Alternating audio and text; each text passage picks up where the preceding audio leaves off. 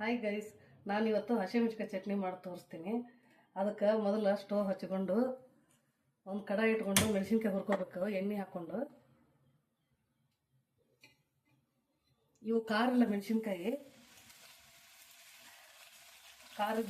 ಆದ್ರೆ ತಿನ್ಬೇಡ್ರಿ, ಒಟ್ಟು ಉರಿತೈತಿ.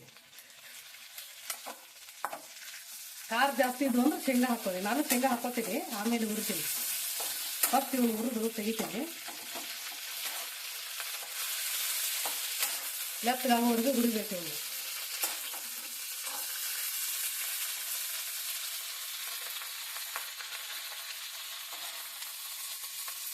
ಮೆಣಸಿನ್ಕಾಯಿ ಎಣ್ಣೆ ಹಾಕಿಂದ ಸಿಡಿತಾವೆ, ಹುಷಾರಾಗಿ ಹುರ್ಕೊಳ್ಳಿ.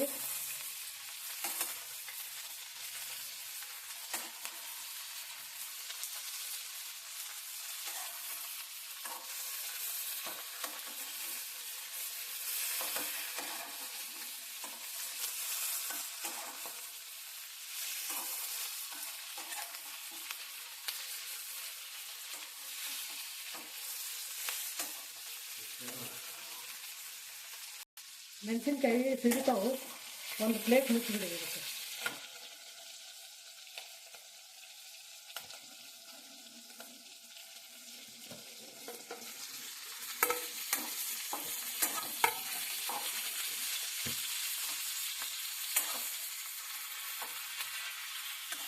ಮೆಣಸಿನ್ಕಾಯಿ ನೀವು ಎಕ್ಸ್ಟ್ರಾ ತಗೊಳ್ಳಿ,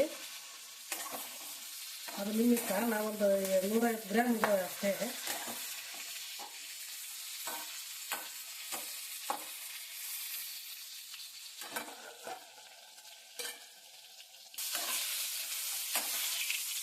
ಇವಾಗ ಇವು ಮೆಣಸಿನ್ಕಾಯಿ ಹುರಿದಾಗಿದೆ.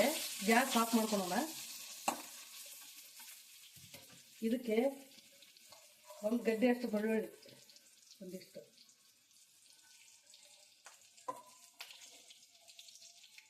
ಉಪ್ಪು ರುಚಿಗೆ ತಕ್ಕಷ್ಟು ಹಾಕಿ, ಕಡಲೆ ಬೀಜ ಒಂದು ಸ್ವಲ್ಪ ಹಾಕೊಳ್ಳಿ. ಒಂದಿಷ್ಟು ಹಾಕಿದ್ರೆ ಒಂದು ಮುಟ್ಟಿಗೆ ಅಷ್ಟು.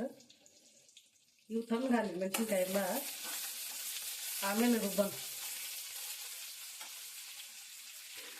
ಶೇಂಗಾ ಹಾಕ್ತೀನಿ.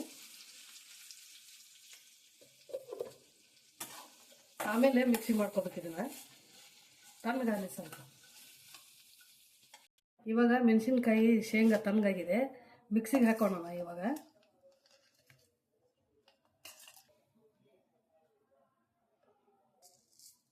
ಇವಾಗ ಇದಕ್ಕೆ ಉಪ್ಪು, ಮೆಣಸಿನ್ಕಾಯಿ, ಶೇಂಗಾ ಹಾಕಿದ್ದೀನಿ. ಆಮೇಲೆ ಸ್ವಲ್ಪ ಹುಣಸೆ ಹಣ್ಣು, ಇಷ್ಟೇ. ನಾನು ಸ್ವಲ್ಪ ಮಾಡ್ತಾಯಿದ್ದೀನಿ ಚಟ್ನಿ, ಖಾರ ಬರಬಾರ್ದು ಅಂತೇಳಿ. ಒಂದು ಅರ್ಧ ಟೇಬಲ್ ಸ್ಪೂನ್ ಅಷ್ಟು ಜೀರಿಗೆ, ಖಾರ ಆಗಬಾರ್ದು ಅಂತೇಳಿ ಸ್ವಲ್ಪ ಸಕ್ಕರೆ, ಸ್ವಲ್ಪ ಅಂದ್ರೆ ಸ್ವಲ್ಪ ಹಾಕೋತಾ ಇದ್ದೀರಿ. ಬೇಕಂದ್ರೆ ಹಾಕ್ಕೊಳ್ಳಿ, ಬೇಡ ಅಂದ್ರೆ ಸ್ಕಿಪ್ ಮಾಡಿ ನೀವು.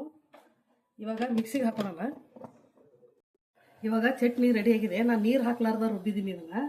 ನಿಮ್ಗೆ ಬೇಕಾದ್ರೆ ನೀರು ಹಾಕ್ಕೊಳ್ಳಿ, ಕೆಟ್ಟು ಹೋಗುತ್ತೆ. 2 ದಿವಸ ಇಡಕ್ಕೆ ಬರೋದಿಲ್ಲ ನೀರು ಹಾಕಿದ್ರೆ.